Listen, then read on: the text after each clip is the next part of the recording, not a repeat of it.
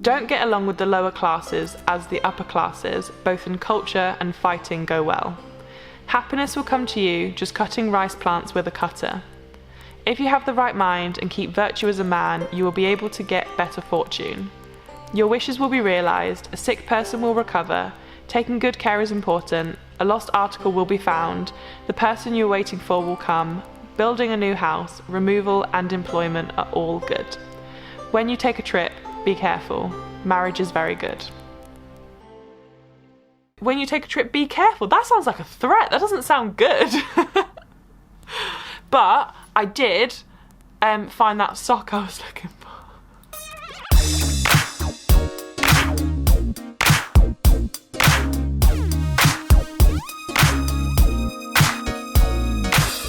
Hello, welcome to our video about Tokyo in Japan. I don't know why I'm yelling.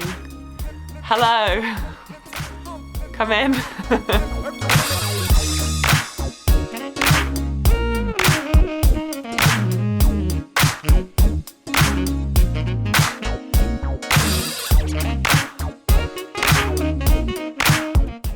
Visiting Tokyo on a budget and as a vegetarian can sometimes be a bit tricky, but there are a couple of places that I remember from my last visit that we were able to visit again that were, you know, good veggie food, but also within our backpacker budget. So those are two places that were kind of top of our must visit list, and we got some really good ramen there, so that was good.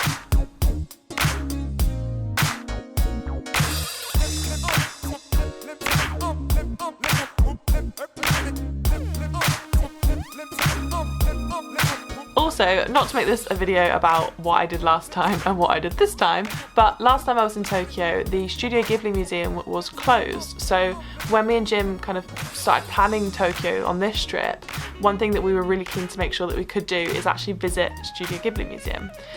We actually booked tickets like 2 months in advance just to make sure that we could definitely go. And you can't actually film inside, so it's a bit of a shame for you guys, so there's not actually much we can show you, or anything really that we can show you from inside the museum, but you can film and like take pictures and stuff outside, so you know, able to show you a little bit. And it was just an absolutely incredible experience. It's like, we absolutely love the films, obviously it's really cool to go and see like the makings of and how like this kind of studio actually make their animations.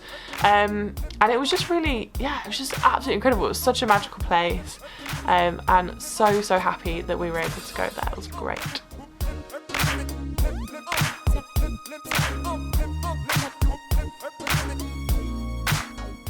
We do not condone gambling, or I don't know if a UFO grabbing. Jim is frowning. Why are you frowning? I don't mind gambling. Yeah, but we can't promote it. Oh. It's bad for some people, isn't it? Some Yeah. people get addicted to it, like Jim.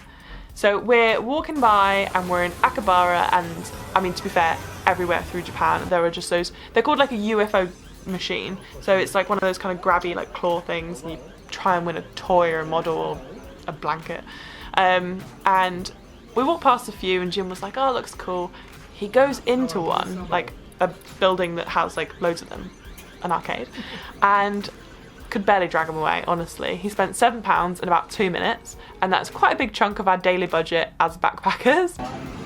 One more go. Didn't win anything the whole time we were there for 10 days, but every time saw a machine, gave it a good old college try.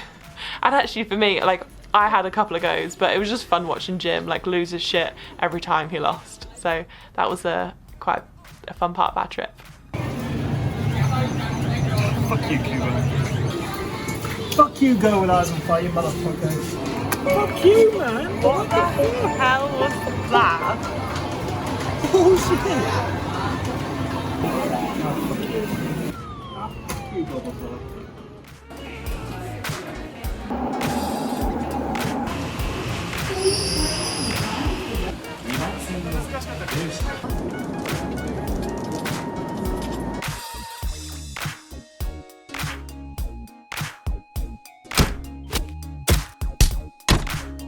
So in Tokyo, I don't know if this is common throughout all of Japan or just Tokyo, but there are a few bars, especially ones that are like themed, so will be quite popular, where you have to pay a cover charge, and that's basically you just pay to sit down. We found a bar that had quite a low cover charge, but also had like quite cheap drinks as well. So it was the equivalent, it was like 200 yen, so for us about £1.40 for a drink. So we thought we'd go check it out, have a couple of drinks. It was called Bar Moonwalk, and it was actually quite fun. We were the only tourists there. It was quite a small place, and you ordered everything through an app, so it was kind of fun. You just sit at the table and they just keep bringing your drinks to you. So we had a really nice evening, and we ordered a couple of cocktails and had a bit of fun there. It was good.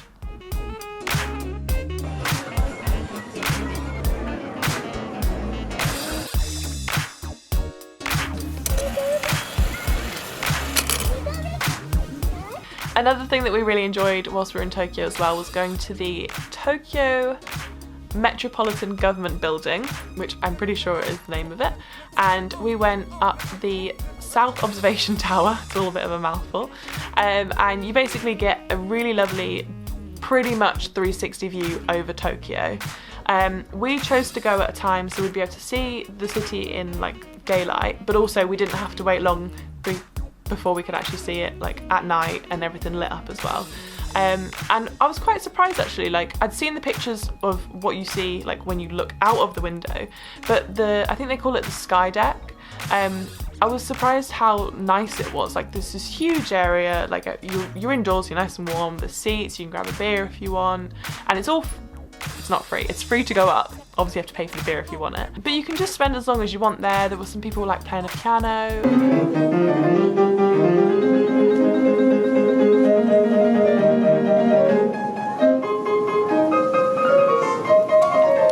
So that was a lot of fun, and definitely something, especially it being free as well, like we really enjoyed doing whilst we were in Tokyo.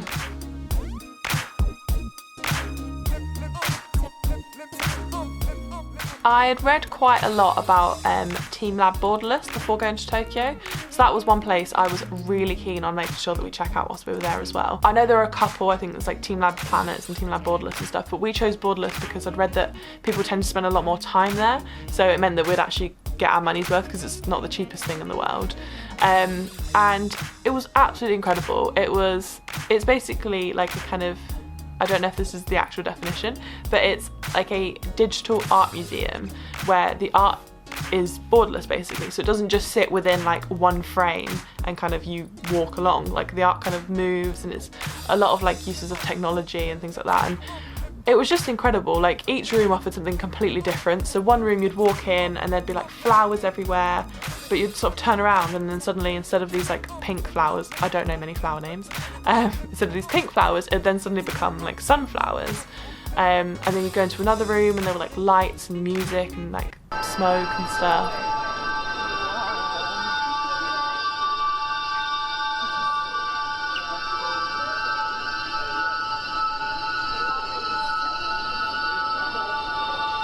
And then another room, and there were LED lights that was kind of replicating weather. So you could press, they had a screen and you could press like the thunderstorm picture, and you swiped it up, and then suddenly like the LEDs would react as though there was a thunderstorm. There was another room that was like these huge helium balloons. They look kind of a bit like hot air balloons, and you could walk through, and at one point you sort of walk through, and at the end there's like a big fan. I don't know the technical terms behind all of these things. There was like a big fan, so they were kind of like floating around, so you can kind of like play with them and knock them around. And one room that I really liked as well was you got a bit of paper and it had different pictures on it. So me and Jim both chose these like really tall buildings, and you could colour it in. They just had like some crayons you could colour it in with, and you gave it to a woman, scan it in, and then within like half a second your building that you coloured in appears on the wall, and it gets placed on this like digital village that's being projected onto like the walls of the room that you're like colouring in.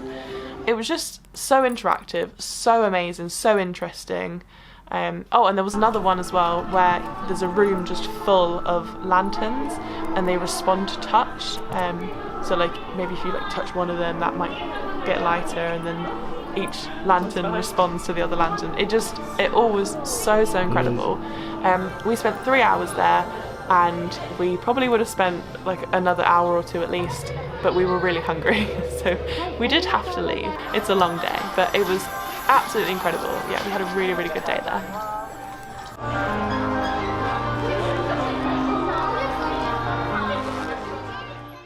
all in all, we have had the best time in Tokyo.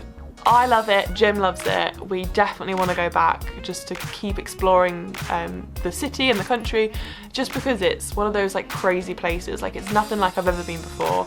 And there's just so much going on, there's so much to see, it's so exciting, and it's just like the best place. It's absolutely awesome. So yeah, we have had the best time in Tokyo.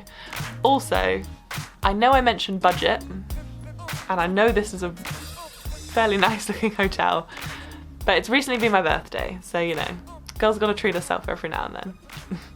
We will see you in our next video, where we will be spending time in Hong Kong. Bye! Are we done? Yeah.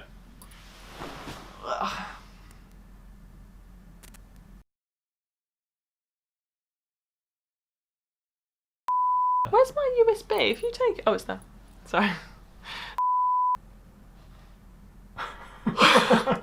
You interrupted my yawn. We had